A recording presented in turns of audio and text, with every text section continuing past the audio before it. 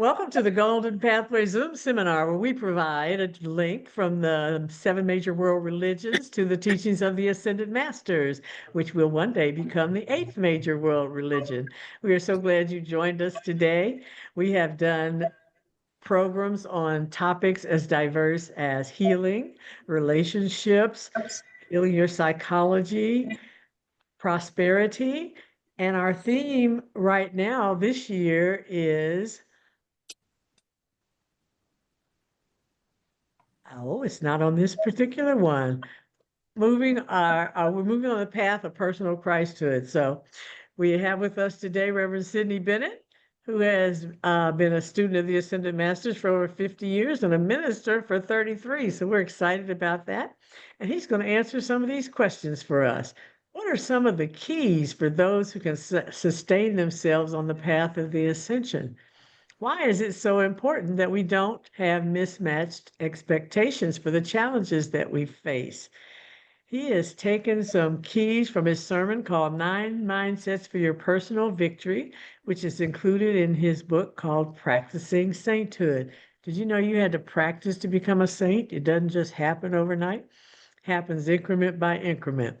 So these mindsets will help us to meet the path, no matter what may come our way, and to be victorious. We have to do the work, but our mindset in approaching that work can make the difference between success and failure and an out-and-out victory.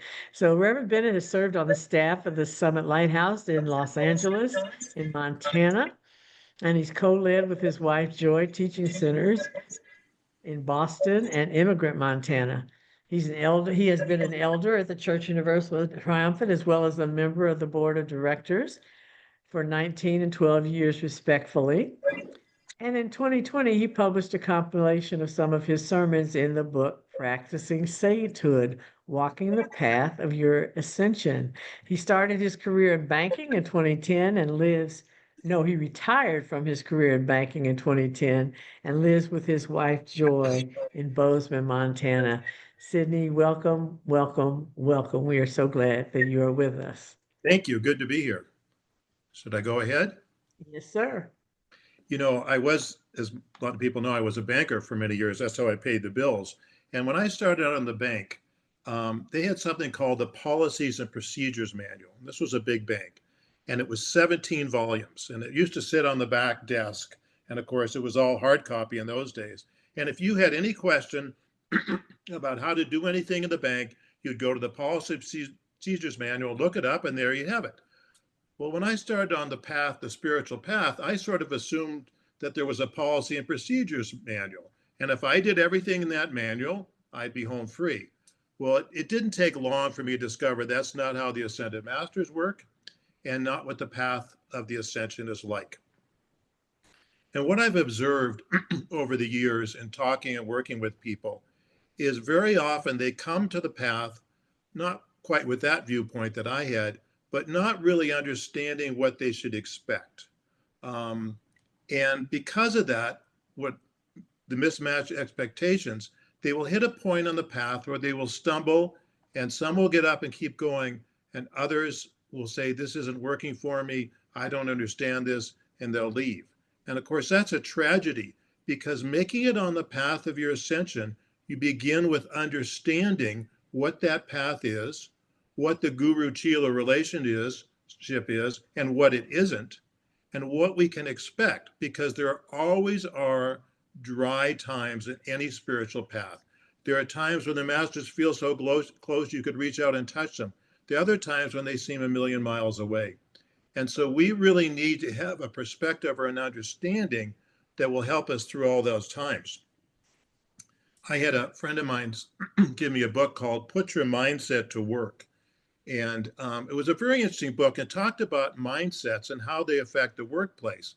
And it's interesting, but they asked a group of hiring managers, would you like someone that has good basic technical skills for what you're doing, or someone that has a good mindset? And not surprisingly, probably 90% of them, I think it was, selected with the right mindset. So our mindset is not only good for our interaction with others, it's good for our interaction with the masters, and it's good for our own understanding. So let me just read the definition of mindset because I think it's important from a spiritual point of view as well. The much quoted Oxford English Dictionary defines mindset as a habitual way of thinking. That's why we think of mindset as much deeper and more profound than anything just on the surface. For us, it is the internal lens through which we see and navigate life. Mindset influences everything you see as well as everything you do. And I think that applies very much to the past. So one day I was sitting in a doctor's office and it was a long wait. And I started to make lists of what I felt were mindsets that would be helpful on the spiritual path. It was a long list, far too long to be practical. So I kind of went down and reduced them and got what I thought were some of the essential ones. And I think as we're going through these, and I don't think we'll go through them all today, but as we get them, try and think from your own perspective. What do you bring to the path in terms of your mindset? Because that affects how you react and what you do things. So the first mindset that I had up, and they're not necessarily in any order, but this is the first one I had. I will get up every time I fall down. I will get up every time I fall down. The Ascended Master El Morya says we only have to get up one more time than we fall to make our ascension. I mean, I love that statement. We only have to get up one more time than we fall to make our ascension. So the key is to keep on keeping on. And the first time we hit a stumbling block where we're not feeling all warm and fuzzy and cozy, we keep on knowing the basic things that we've been taught, which are our daily decree regimen, our devotionals, our service, health, exercise, the basics of a good, healthy spiritual life. We keep those going every day. And so that if we do fall down, we're inclined to get up again. I don't know if you know, but in the SEAL training, the Navy SEAL training, it gets so intense. What they do on the beach is they have a bell. And if you want to give up, you ring the bell. And they, through the very intense periods, they say, there's hot coffee and donuts here if you want to ring the bell. And so the challenge for a SEAL is to endure and not ring the bell. And so the principle here is we don't want to ring the bell and say, we give up. We're going to keep on. We don't have to understand everything that comes our way, but we do need to keep going. There's another point here that I think is really interesting and relevant to the path. We have been taught by the masters that many of us have a point of failure in our life, a habit of failure, where in past embodiments, we've reached a certain test and we fail that test. And the problem with that is the test keeps coming back to us. If we keep failing it, then it comes back to us more. So it'll come to us continually until we pass it. But if we keep failing it, we actually create a momentum of failure at that point. And so that momentum of that becomes a habit of failure. And so when you come in this embodiment, and at some point on the path, if you have those, they're going to come to you. And you've already got a momentum on failing or letting go. And it takes a lot of determination and fire to keep on and to keep up and going on. So it's when you think, we get kind of discouraged sometimes. We work very hard. We're very sincere. And yet things don't always go our way. And I think another factor here is, I hope you're familiar with the term aggressive mental suggestion, but we have the little demons on our shoulders that are telling us how terrible people we are, we're failures, what's the point, you're really not cut out for the path, on and on and on and on. And so we have to challenge that too, because they'll implant those thoughts in our mind. So we have to be single-minded and determined that I will get up every time that I fall down. It doesn't mean you won't make mistakes, because you will make mistakes. It doesn't mean you won't feel burdened or confused or anything. But one of the keys is keeping on. Last summer, I was at every summer they have a picnic kind of thing in Bozeman called the Wing Ding. And I was selling books there last summer. And there was a lady came up to me, and she was from Kenya. And she said she was interested in the books. And she said she bought the book, 2 books I have. And I said, well, that's great. She says, no. She said, I want to ask you a question. She said, what in these books is the one thing that's most important? And boy, right on the spot, I wasn't sure. And then it came to me is to keep on no matter what. To keep on no matter what. And if we get up every time we fall, by God's grace, we will make our ascension. The other thing is that God brings things into our lives for a purpose. One is karmic resolution. In other words, this is not the path for putting your feet up, because what happens when you get on the path of your ascension, your karma actually accelerates. And that's a mercy because it allows you to balance more karma in a much shorter period of time. So that's why sometimes I think people get surprised when very spiritual people get in these Gordian knots of karma. And they are challenging. There's no doubt about it. But we just kind of keep going, plow through, do the violet flame to balance, try and balance the karma, but keep on. If we give up, we are never going to make our ascension in this life. And what happens is if you give up, then the next time this opportunity comes to you, you have a momentum of failure. And we have to break that momentum of failure. Some people, we've been told, have had the same test for thousands of times. Well, if you fail the same test for thousands of times, guess what? It's going to be very hard to pass that again. So keep on keeping on. If for nothing else, for the love of God, for the love of the opportunity we have, and know that this too shall pass.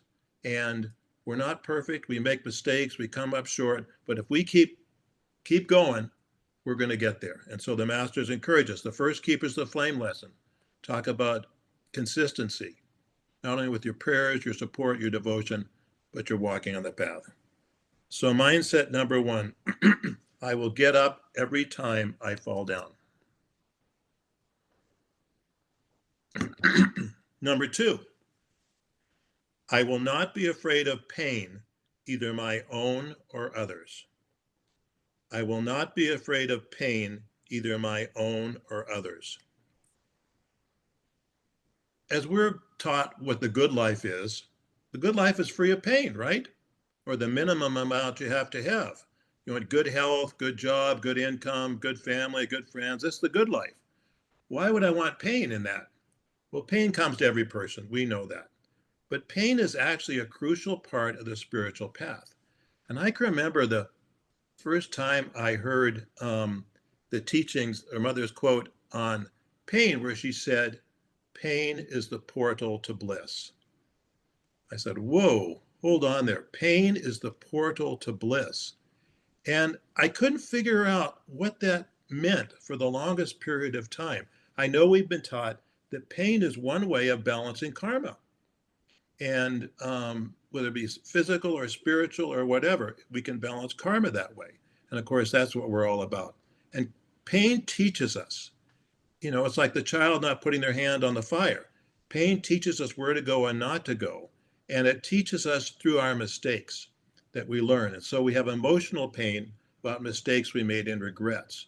But they are building blocks, or they can be, for keeping on. Pain does something else that's very important. Pain will separate us from our human consciousness that may not go any other way. So what I mean about this, let's say we have certain momentums, and we have some innocent momentums and not so innocent momentums that have held us back on the path for a long time, and some of them we're blind to because they're so much a part of who we are that we can't see them. And when we lose things or feel pain in our lives, it's a mechanism by which we can give up these things. And what I hope I'm clear here. What God can do, He'll bring us the tests and the initiations to us that will specifically address a certain momentum or a pattern in our world and help us to be free of that. Because, you know, at some point on the path, pain may be the only way we learn things. I mean, you know, it's we learn by mistakes. I mean, that's universal. Well, sometimes pain is necessary to do that. And, you know, sometimes Chila's can get a woe is me sort of feeling. Here I am, I'm doing the best I can, I'm giving my violet flame, I'm serving the masters, and look what happened to me. And, you know, we can't bring that perspective. I mean, look at the people in the world, they're all in pain, virtually. I mean, they may hide it, but that's what life is all about. But with us, our pain has a purpose. We're not just going but the karmic ball bouncing us back and forth in life. When you choose the path of the ascended masters and the path of your ascension, there's a very definitive plan that the ascended masters make that will take us where we want to go. And that plan will bring us the right karma at the right time in the right circumstances and give us the tools that will help to face that. But sometimes, we're reluctant to give certain things up. A number of years ago, I went through probably one of the toughest times I've had on the path. And I reached a point in a certain initiation where intellectually I knew what I needed to do to pass this test. But emotionally, I just couldn't do it. I don't know if that makes sense, but in other words, I knew what to do, but I hadn't surrendered enough to actually do it. And it took a little more um, battering on the path, if you will, till I got to the point and I said, okay, God, I surrender. I'm letting go of whatever this feeling I have, whatever this fear I have, whatever this pain I have, I'm ready to let go of it. So pain is not to be avoided. Saint Germain, excuse me, Padre Pio said, and he bore so much in his body. He said, I only suffer when I'm not suffering. So I'm not sure that's the path we're all called for, but I think we understand the principle. The other thing about pain, and this is true of sickness or physical problems or so forth, even emotional, I think, is that we can bear pain for other people. In other words, this is the path of the saints. They take world karma upon themselves, and that will allow other people to be helped. So whenever I'm sick, whenever I do something physically that I'm in pain or whatever, I always ask God to please use this pain that I'm going through to help others. And it doesn't alleviate the pain, but then there becomes a purpose to it beyond just my own karma or whatever, or sickness, etc. The other thing I was going to say about pain is that other people's pain. And one of the things you learn as a minister is you can't be afraid of other people's pain because they have pain and things that they experience that brings them great pain. It's sometimes very uncomfortable to be in that presence. And that's why sometimes in tragedy, some people will not reach out and contact the person, even though they're friends, because they don't know what to say. They don't know what to do because the pain is so great. And so we understand that pain has a purpose and we can support people through their pain. We don't necessarily alleviate it, but just being a presence and a comfort. And not being afraid of pain, including other people's pain, is a way to do that. I think, too, that when you recognize that pain has a purpose, then it still hurts. But it also gives you a perspective that if I need to go through this pain, and this is part of the divine plan that ascended masters and God has come up with, that I need to encounter in this life to get to my ascension, then I'm willing to do it. Be willing to pay the price of this path and this cheliship. This is the highest path on the planet. And because of that, it can be demanding. But I love the concept that yes, this path is hard, but it's not too hard. God has given us the tools, the teaching, the understanding, the violet flame, so that we may encounter this path, embrace this path, feel this path, but get through it. Pain will pass. Some things linger, especially emotional pain, but that healing can come too. And so we recognize that as part of spiritual progress, we have to be willing to accept a certain amount of pain. The fallen ones are noted for karma dodging. In other words, when karma comes to a circumstance, they'll run away from it. Well, the light bearers cannot do that because it's important we learn whatever lesson. I knew a friend of mine when I was younger. She was a nurse in Children's Hospital. And she said that one of the biggest problems there when children have cancer or these terrible diseases, especially when the parents are younger, is that the husband will just flee because the husband just can't deal with it. He just cannot deal with the pain. And so it leaves the wife and the child to fend for themselves. So we don't want to be afraid of pain, and we want to be willing to accept it. One more point on this is sometimes the fear of pain is greater than the actual pain. In other words, people do everything they can, including going to the dentist when they need to, because they don't want to feel pain. I'm afraid of pain. Well, the pain of being afraid of pain is often worse than the pain itself. Once you get through it, once the tooth is fixed, you don't have pain anymore. And so pain is not forever. It's for a purpose, to learn, to grow, to balance karma. Let it pass through you, but don't embody it to the point where it takes you off the path or distracts you from what you want to do. So mindset number 2, I will not be afraid of pain, either my own or others. Does anybody have any comment or questions at this point before I move on?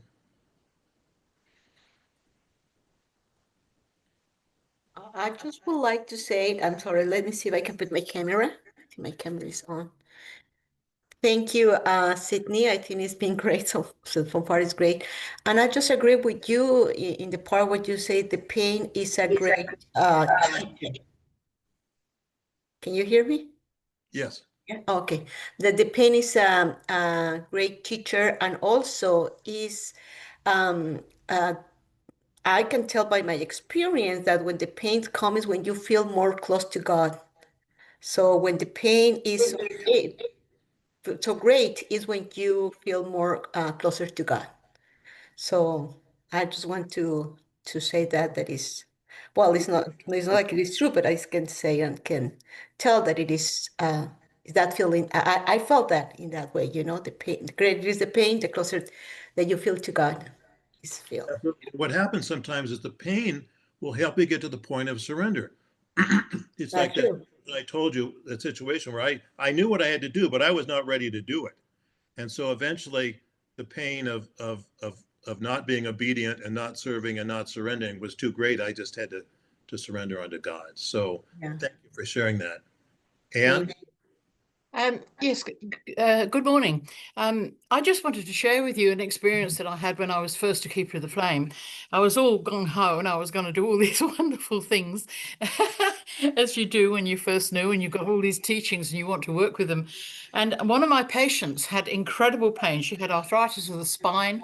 It was in her hands. She couldn't even attend to her own washing because she was in dreadful pain. And she'd received a letter from the teacher of kindergarten. And the grandchild, who was in the kindergarten, had requested that her granny attend her special day when she was going to read a poem. And this involved a train journey of over an hour. And I did say to her, I said, well, how about we do some violet flame? How about we do some work on this and just see where we can go with this? And she wasn't too keen on that. So I wrote it down for her and well, I'll do some too and you do it. So anyway, that night I did a lot of violet flame for that particular lady. And in the morning, I could not move. I was so riddled with pain, I just could not move. And I was ended up sitting on the floor with one elbow on the bed, one elbow on the bedside table, trying to prop myself up because the pain in my spine was just incredible. My husband was wanting to call the ambulance. It was just really very, very bad. I said, no, no, no, no. So I said, no, it'll be all right. I just feel it'll be all right. And we just went through that. My husband went to work and I was still sitting there in this position. And when I got home, when I got through the day, which I eventually did, towards the end of the day, I got a phone call from this lady and she said a miracle occurred. She said, I got up and I had no pain. She said, I got on the train and I went to the kindergarten and I heard my granddaughter saying the poem. And then everybody said hello and what have you. And then I got back on the train and I came home again. And she said, the minute I got on the platform when I came home, I started to feel the pain coming back. She said, I just got home in time. So I just wanted to bear witness to what you just said, because I think it is a wonderful teaching. And for me, certainly, I've experienced that thing of not being afraid of pain, of working with other people's pain and doing that. I don't recommend people do that without a few more precautions. I forgot to, for example, to say by God's will, and I forgot to call to Archangel Michael. As I say, I was a bit gung-ho. But I really think that what you just said is just wonderful. Both part one and part two. Part one reminded me of Fred Astaire and that song, pick yourself up, put yourself down and start all over again, and which was my mother's favorite song. And so that became one of my songs too. So both of your qualifications, thank you very much. thank you. And I want to, that's a really interesting thing. There's the pain of our karma. And that comes to us. And that's why we do our violet flame in the morning, to try and transmute that. But there is pain we bear at others. And I think what happens sometimes is, I don't think God just looks for somebody and says, okay, you bear this pain. I think we're up in the retreats and we volunteer. In fact, I've had a perpetual back problem for 40 years, like a lot of people. And some years ago, it was really bad. And I was walking around kind of grumbling, I was grumbling to God, I don't understand why I have this, I've been nothing wrong. There's nothing wrong with my back. And, sometimes you get kind of low and get a little bit of self-pity and so forth. And then I heard a voice in my mind, and the voice said, what if you asked for it? And it really caught me amiss. What if I asked for it? What if I had chosen, for whatever reason, to bear that pain for my family, for others, for the earth? So I think that's something we do. And I think it's something that's part of the path. You don't have to do it. Not saying that everybody has to go and run to God and say, send me some pain. But I think we do at interlevels sometimes, ask for things. So it's a good perspective to know that, yes, we have personal karma, but sometimes what we bear is the pain of others and the pain of helping to hold a balance for Saint Germain. And that's not our karma. It's world karma. But, you don't have to bear that. You don't have to ask for it. You can ask for it to be taken if it's not God's will. But I think it's just a perspective, because we get, sometimes we get these painful situations physically, I must have been a terrible person. I must have done something really bad to get this karma. Well, it could be world karma. So don't be too hard on yourself, but make use of pain. If you have pain, make use of it to help others. Okay, mindset number 3. I am a debtor to God, and all blessings are grace. Sometimes we think we can, if it's not too hard, to get in a sort of a subtle form of pride. And here's what it looks like. I am a student of the Ascended Masters, the highest teaching on this planet. I probably came with 144,000 from Venus, millions or whatever years ago, and so forth. I have knowledge that's greater than 99% of the people on this planet. I'm being sponsored by the Ascended Masters. I must be a really special person. Now, no one's going to come out and say that, but it can be very subtle. It can be very subtle. And so what that can create in us is a really big set of mismatched expectations. The Ascended Masters have told us that not a single one of us could be on this path if we were not sponsored by an Ascended Master. So whatever good karma we have, whatever size our causal bodies, none of us would be here without that sponsorship of an Ascended Master.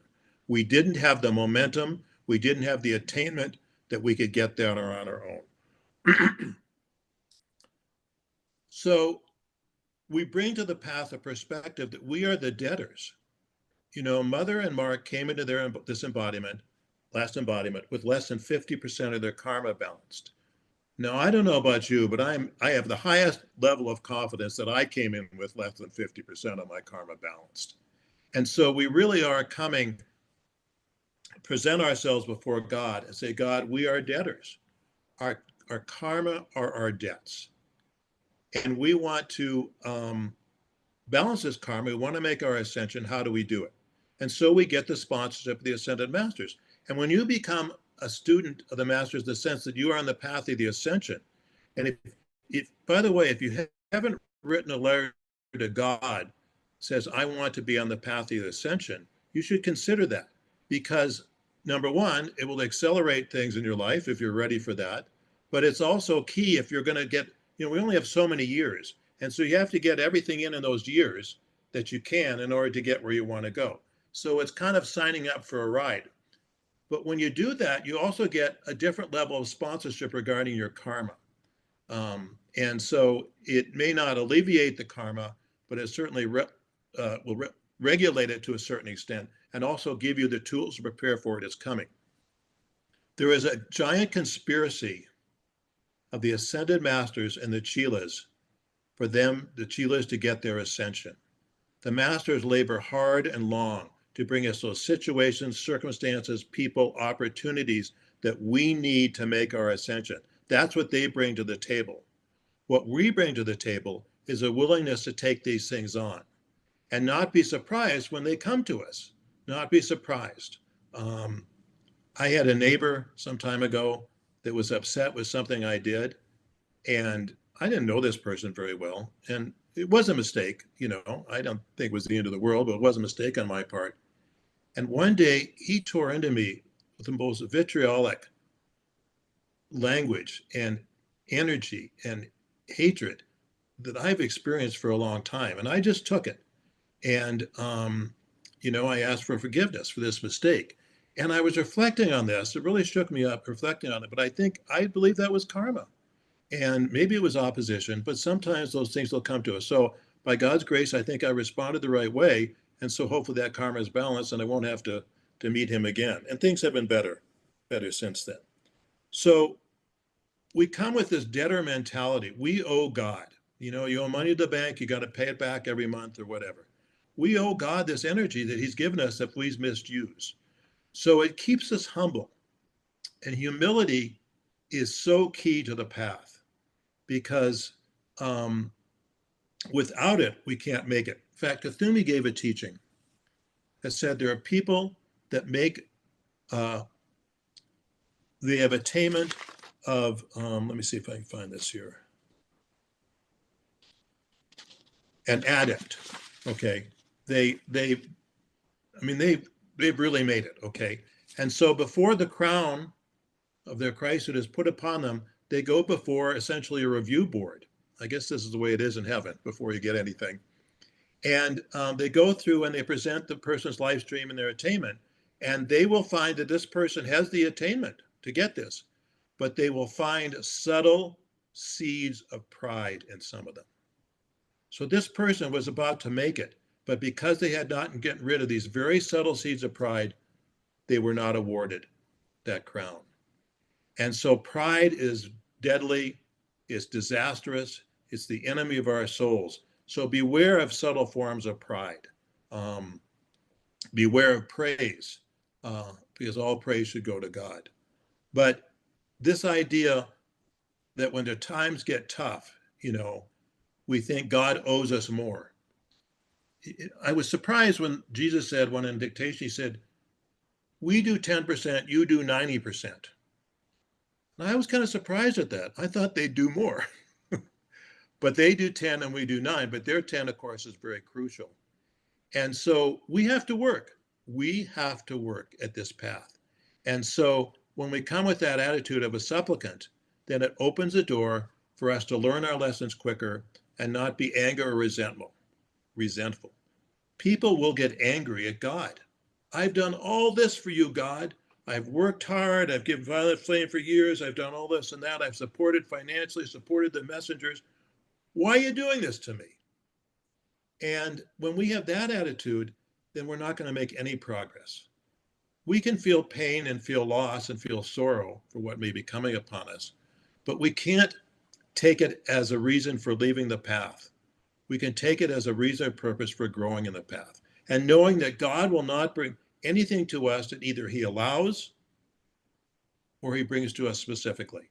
So when something comes in your doorstep, either God has allowed that to come or he brings it because you need it for a test or growing and so forth. So this idea of humility, keeping on where you're keeping on, is absolutely so crucial because there comes hard times on the path. It's like everybody loves it. I mean, a number of you, I'm sure, were around when the live dictations were given. And when you're in a Sunday service or a conference and the light was coming down, I mean, nothing could be more wonderful. Life was wonderful. There were no problems, nothing. And then you go out and next Monday morning comes and you're right back to your karma and your world. So you have to realize this is the rhythm of the path. I love the story that Yogananda Paramahansa tells with his guru. And his guru, they were in meditation. The guru took him to the point of samadhi. I mean, this very high spiritual place and plane. And after they were done, and Yogananda comes out of this total blissful experience, his guru turns to him and says, go sweep the front porch. In other words, the very practical aspect. You may be in samadhi, but the front porch still needs to be swept. And I just love that as an analogy for the path, because we're not meant to be passive recipients of the light.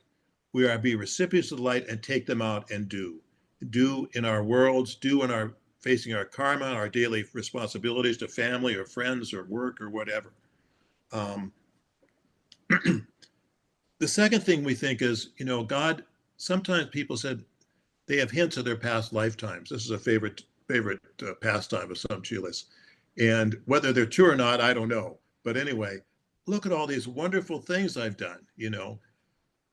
God, don't you owe me more? Well, you've got it. You've got this opportunity. That's your reward. He's not going to pass you and take you through, pass your test for you. I mean, Mother Mary in my first dictation, she said, I can't pass your test, she said. And I wouldn't pass them even if I could, because I would not deny you the joy of your victory. And let's that keep in mind, the joy of our victory. Sometimes it seems a long way off, but it may not be. It may be closer than you think. But if we want to make sure we come to this path in a state of humility, in a state of supplication, in a state of understanding that we are, until we balance all our karma, we are debtors to God. And our goal is to work on that. But I think that mindset helps in terms of seeing ourselves and who we are and where we're going. And, I think if we could see our causal bodies, we would be amazed. I think every one of us has probably a tremendous causal body of all the good that we have done in all our embodiments. I think they're probably magnificent. But we're still here. And we're still here because we have unfinished business. And so part of this path, the key part of this path is finishing this up and bringing the right attitude, the right perspective, the right mindset to the path. So when the winds of trouble come blowing your way, you won't be knocked over or blown aside.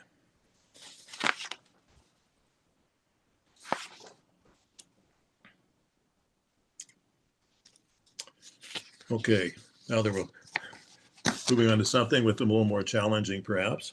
Mindset number 4. Every day I am in the ultimate battle between my soul and my dweller on the threshold, and there will only be one winner.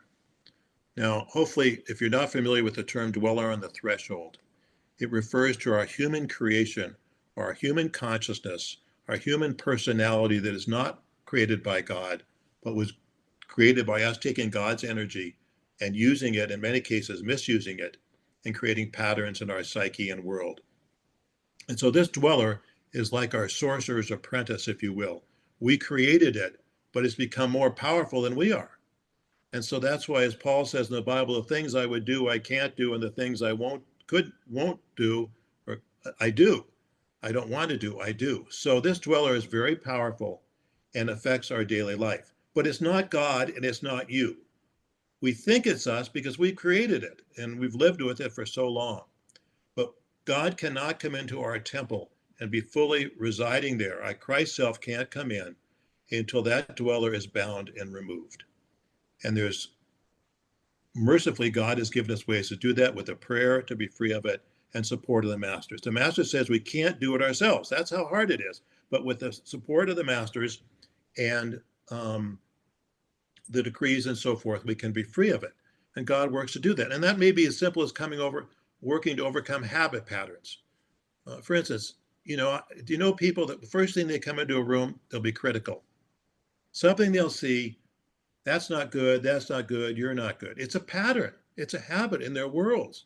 And they embody this negativity. It's part, I think, of their own self-identity and so forth. But whatever the reason, that habit can be broken. That's part of their dweller on the threshold. And so they can work consciously, they can get counseling, they can make calls on it. God, cut me free from this momentum to be critical of everybody. They can train themselves to say something positive every time they walk into a room. In other words, what I'm saying is you can identify parts of your dweller and go to work on them. God will work on some of the core issues as you do your prayers and so forth, but we can go after that.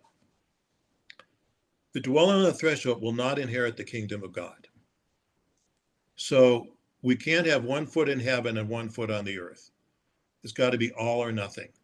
And some people have embodied their dweller. They don't want God, they want their dweller. And so some of the evil people you see in the world, that's what it looks like.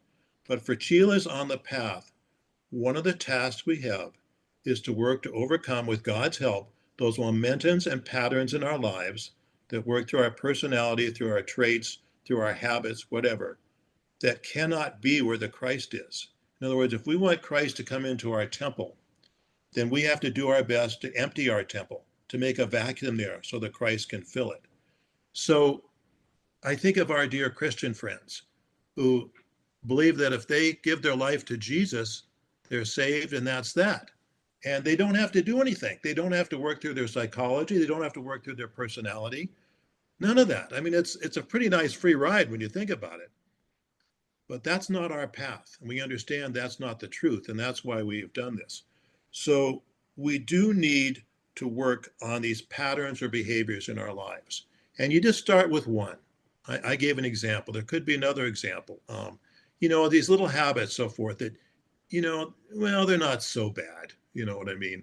Well, what's an ice cream cone once a week in the scheme of things, Well, it's not healthy for you, but, the master have asked us to watch our diet. So, these things can be overcome. And the ones on the surface, the outer ones will probably come the easiest for you. Why do you do this? Well, number one, because you love yourself and you love God within you. And so, for instance, occasional glass of wine. Well, what's harm of an occasional glass of wine?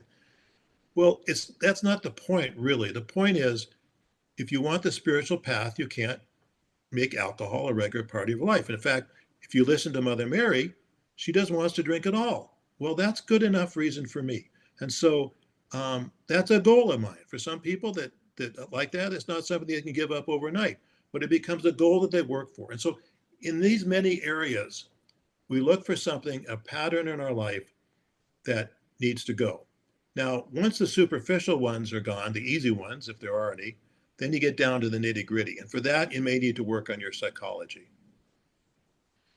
When I was, when I went to the Great Divine Directors Quarter, and of course, he's on the 12 o'clock line. The perversion of that is one of them is self-condemnation. And Mother walked into our classroom and she looked at us and she said, I've never seen a group of people with more self-condemnation in my life. So I was not alone, but that was a pattern in my life from my psychology when I was growing up. It took me a long time to beat that pattern because it was a self-defensive mechanism that I used as a child, but it can't be anymore. You can't live under self-condemnation because that's condemning God within you. So I went through and I did inner child work. I worked with my psychology and by God's grace was able to overcome that and other patterns in my life. So that's another avenue, is the psychology that will help you to be free of these things. You don't have to tackle them all at once. God, what's the next thing I should really work on that would be helpful? And then, of course, we have the Dwell on the Threshold call, which is in our decree book. And you, along with your calls to Archangel Michael, you can give that every day. And that will help to take increment by increment of your Dwell on the Threshold and be gone of it. And what happens is gradually you'll start to feel differently. And those patterns, those thought patterns, those actions will start to fade away. And you'll start to feel better. You'll feel stronger. But it's a battle that you keep on. And you can never relent until the victory. You keep on. You're going to be doing this for the rest of your life because this is the path. But it does get better. And you do get stronger. And you do get more whole in terms of doing that. So this idea that we can live in two worlds does not work. For a while, we may have to do that as we're getting forward on the path and have all these other momentums and so forth. For a while, God understands that. But when we really want to make progress, then we start working on this dweller on the threshold and decide that no, God in me is more important than my human creation. Years ago, my wife and I were co-leaders of the Boston Teaching Center. And we had a couple there that were on the board. They were professional. They had his own business. And they supported the Teaching Center financially. They were great workers, very good to talk to about decisions and so forth. And at that time, the Dwell on the Threshold call had just come out. And we're thinking, this is great, we're going to get rid of this human creation that, I call the Dwell on the Threshold a spoiler. It spoils everything good we try to do. So we were excited about it. But for some reason, this couple refused to do it. They just said, we're not going to do that decree. I said, well, why wouldn't you do it? It's going to free you. We're not going to do it. And they stuck to that. And eventually they dropped out, resigned from the board, and left the teachings.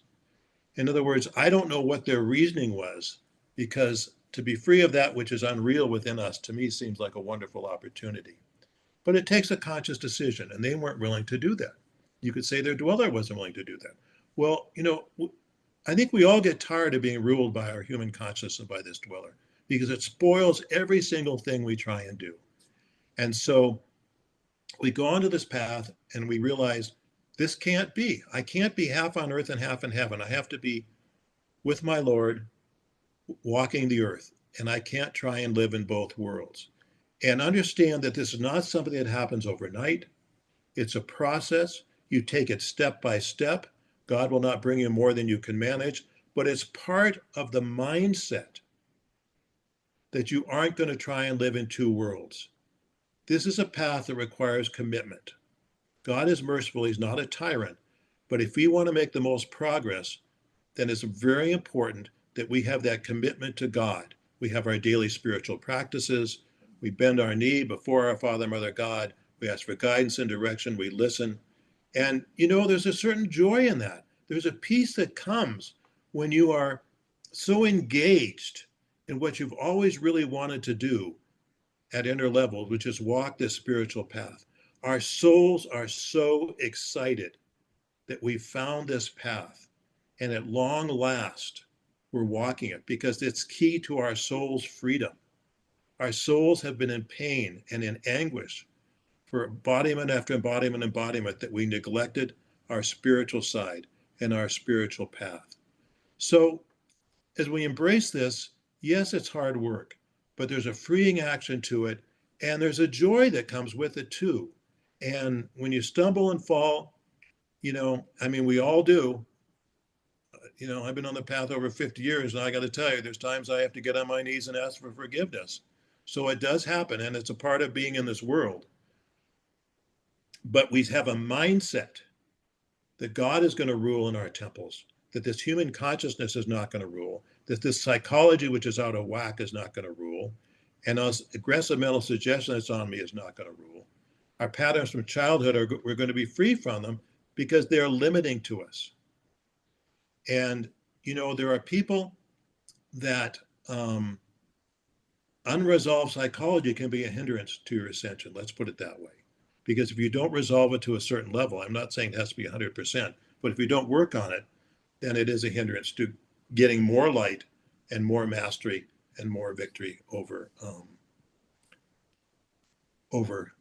your human consciousness and so forth. I feel like I've run on. Any comments or questions?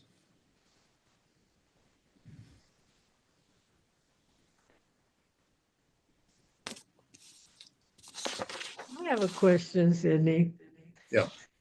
The higher we go on the path, the more subtle the dweller is, and the harder it is to figure out when it's in charge and when God's in charge. Got any clues to help me figure that out? That's a really good point, because the subtlety is so key. I'll tell you a quick story. When I was still, before I went to Summit University, I was still dealing with some self-condemnation. And it came on that form of aggressive mental suggestion. Okay. So one day I was getting ready for work, and I was getting this aggressive mental suggestion, which is thoughts in my mind. It says, you're really a terrible person, you know. And it goes on and lists all these things, why I'm a terrible person. I thought to myself, yeah, that makes sense. I really am a terrible person. And, and it wasn't saying that, but it was kind of getting into me. And then the voice says, and you are the worst person on the planet. And I had to laugh at that. I said, I know I got problems, but I don't think I'm the worst person on the planet. So in other words, I tell you that story because that was an easy one. Okay. I knew who was talking. That wasn't my higher self. And so, when you get to the point, we revolve our tealership in our mind. What's the right decision? What's the right action? And there are some tests that they are so subtle that I don't know how to pass them except to ask for God to help. Because, sometimes I'll listen, I'll say, Moria, what is this? Is this okay? Is this not okay? And try to feel like I get a response from him. Because a lot of times it's not obvious what the answer is. And you can even make a call, if you're not sure if it's your dweller speaking or if it's your Holy Christ self, make a quick call for the binding of that dweller and all opposition to having that attunement. And then what I do is, if you don't have to make that decision at the second, let it percolate, so to speak. You'll get that feeling. Even better if you can sleep on it. So you can go to the retreats and get that information. But I find that is helpful. But I think the other thing that's really key at a certain point on this path, you do have to do the dweller threshold calls. And Saint Germain has said, if you don't do 3 or 9 dweller of the threshold calls every day, it will be the greatest regret you have when you pass from the screen of life. Mm. I should add there, this is not something you jump in if you've never done them before. You have to start out with the basics of the spoken science of the spoken word, which are basically your tubes of light, your calls to Archangel Michael. When you build up momentum on those, then you can go after doing the other things. But I think it's just keep that perspective that the dweller is something that is not real, ultimately. It's not really you. You created it, but it's not your higher self.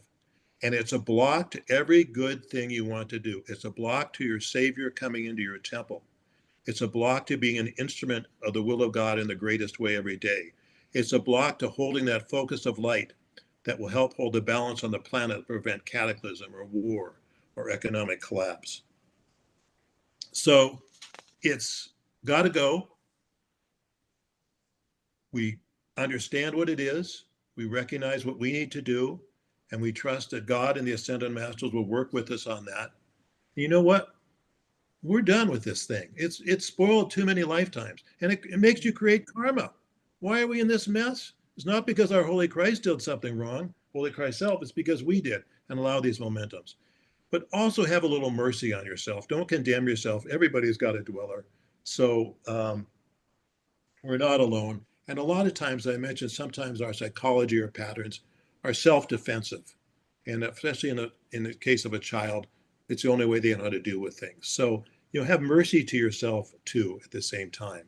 And, it works miracles too in marriages, in relationships, in companies. My wife and I, one of the greatest things you could do for someone else is make dweller on the threshold calls for them with love, hopefully, and not another vibration. But, that's been part of our marriage for years because we don't want that anything in our human consciousness to spoil what we have. So it's a mindset that we come into, and we can't forget it, and we have to deal with it on a daily basis because it's absolutely key to our overall spiritual progress. There must be a vacuum for your Holy Christ self to come into your temple. El Morya gave a teaching where he said, you must become the zero so that God can become the all in you. We're not becoming a zero, we're becoming zero. Like there's nothing here except God. And that's the work that we're going about. We're ridding ourselves and freeing ourselves from these momentums, these patterns, these habits, these karmas that have burdened us for so long, so that I become zero, so that God become the all. And of course, we know the phrase which is so helpful, God the all, I the nothing. Oh my Jesus, thou the all, I the nothing. In other words, the Christ, O holy Christ self, thou the all, I the nothing. This human consciousness is nothing. It's got to go. And so we affirm that God in us is all that is real and there. And that is one step, an important step on our path and on our cheerleadership. So we made it through 3 mindsets. I guess that's not to be expected. Helen's got a question or comment. Yes. Helen. Unmute yourself.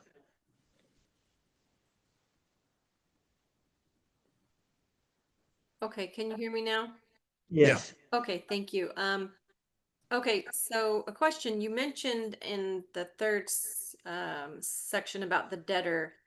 I couldn't quite hear what you said, something about debtor by God's grace. I'm not sure, but you mentioned humility was the key, supplication, and something else.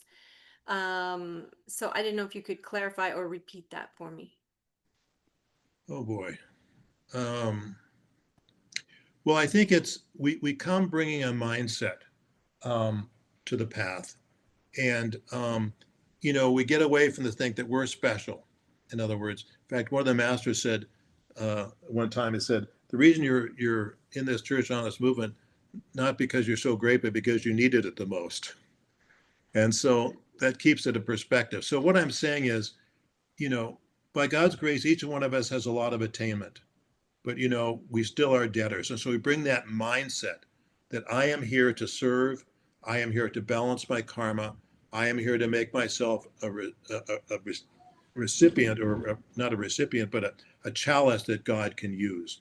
And that's where the humility comes in.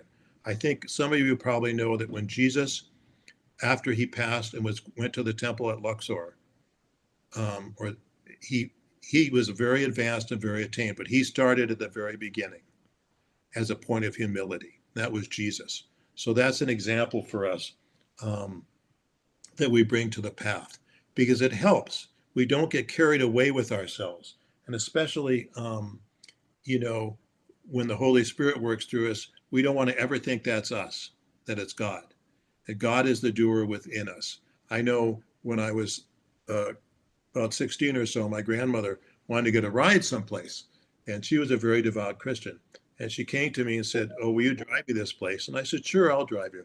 And so she raised up her hand. She says, "Oh, thank you, Jesus, thank you." And I thought, "Hey, wait a minute, I'm driving. Jesus isn't driving." But I missed the whole point. It was Jesus. It was my holy Christ self, or higher self. So if you're using to give God the credit for all things and recognizing that you are the debtor, that will help keep them, at least to be free you of pride, even the subtle forms of pride, which are so dangerous, and also help you to work to balance the most karma.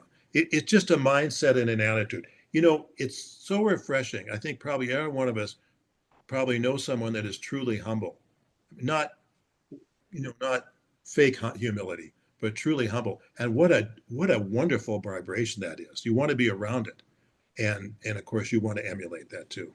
I don't know. Does that help? I can't remember exactly what I said. Thank you very much. Yeah, it's just that I couldn't quite catch when you were first saying what the third um, segment was. It's something about debtor. So I just wanted to Oh, make sure I had the yeah. basics. Let me just read that for you. I'm sorry I misunderstood your question, but let's No, get that's that. okay. That's okay. And that helped as well. I am a debtor to God, and all blessings are grace. Okay, I'm a debtor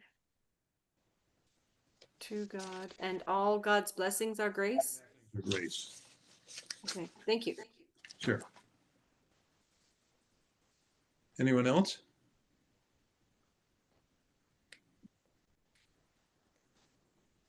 Well, I have a question.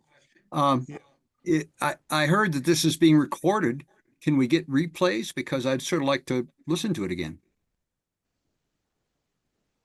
Did I come through? Yes, replay should be up within the next 48 hours. And where do I find them? You'll get another announcement, and Oh, they're good. all on the Golden Pathway website under resources. Okay, thank you. Mhm.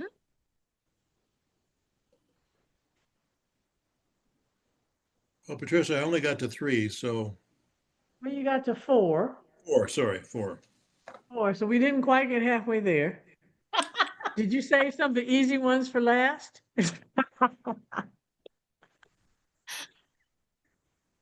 I don't think you did, probably, Sid, but next time we could go over a little bit next time. It'll be okay. Anybody have any last questions or comments on all these wonderful keys we got towards the ascension today? I just wanted to say thank you, thank you, thank you. I thought it was fantastic. Thank you. I can't wait for the rest of them. There's more. Wonderful. Opie says the same thing in the chat. Thank you, Reverend Sidney. Grateful for this teaching. Look forward to part 2. I think we're all looking forward to part 2. Helen's grateful for the topic. I think we've learned a lot, and we're going to come back on August. I think it's the 17th, the third Sunday in August, and get part 2. And Joy, you want to add something? Oh, sorry.